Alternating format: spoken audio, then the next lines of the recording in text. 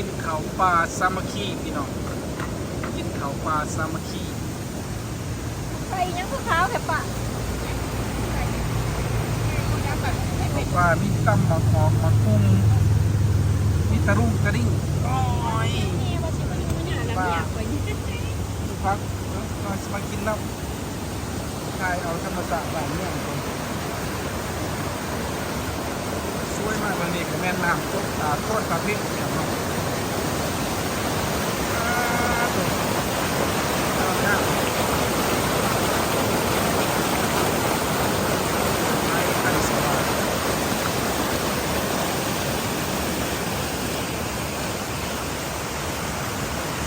ไปก็เที่ยวมาชมรันกินชากับมาเที่ยวนี่เด้อธรรมศาสตร์ดีนะ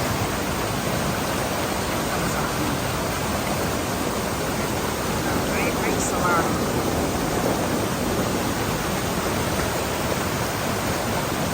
เขาปลาซ้ำมาลูกไส้ด่ามานั่ญาติเพิ่งยันเมเพิ่งกัดไส้ด่าแกคงอยู่คงกินนะมึงกลางเต้นให้นอกมีคน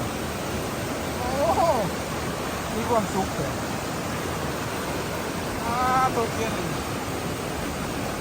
เรื่องคักแท้มึงความสุขเกินเทียน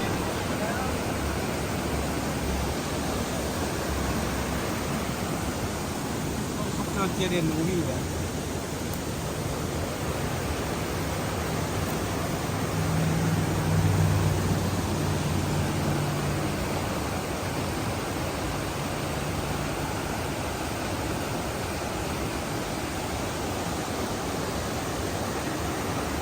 มาวิ่งไปเขากล่องมั้นี่ฮะก็อยู่คงเต็มตึกแล้วนี่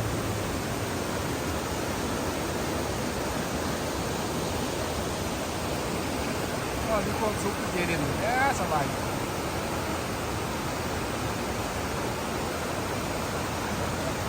ความสุขหลายเทียน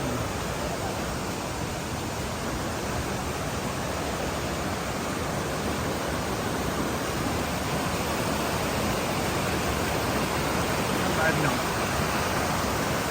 ผู้เคลื่อนหน่อยรังหนึ่งเนี่ยจะติดขัดอากาศในตัวเมืองโซเอ็กซิตี้อ่อนได้เป็นความของความกลัวมากเขาอยู่ข้างแม่น้ำลำธารไปสมุทรสาครกินว่า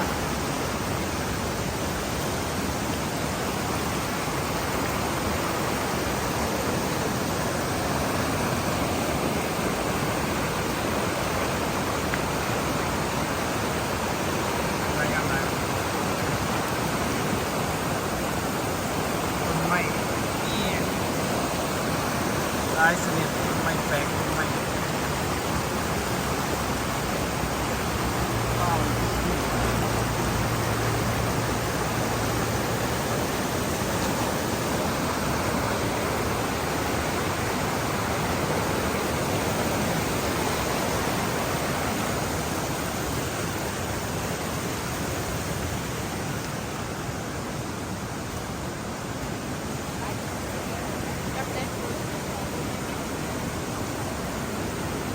ยังผักถึงเศร้านครปักเซ่เขาเหรอ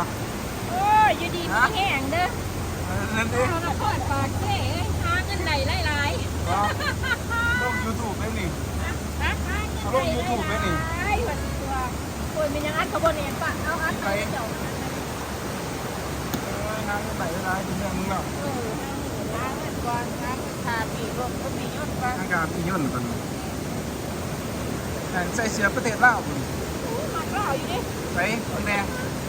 เสือลาวแล้วคนลาวก็เลยมันลาวบ้านนี้แล้วมาโดนนะเด็กก็ได้นุ่งเสือลาวก็โอเคละมาจากปีมาอยู่นี่กันชาวปลายปีแล้วดิน้องชาวปลายปีแล้วชาวปลายเด็กลูกชายลาก็9 ปีลูกชายก็ขัดซ่าเอส2 ปีละโอ้ดูรถเลยนะผู้นั้นได้มาอยู่มีกายจากปีแล้วฮะ3 เดือนไปยังไม่ มันดื่มคักเนาะ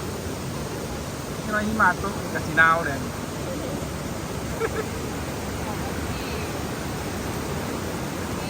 ที่สองเดือน อ่า แปด4 เดือน มาอยู่วัดเพื่อนเมืองทาน การเฮ็ดงานให้เงินในช่องส่งมาให้ถูกให้เต่า เออ พอให้แม่เอาแกแนวโฮมใกล้ด่ากันแน่ดูสบายใจเบิ่งจริงการเป็นแค่ไม่นำไปเพิ่น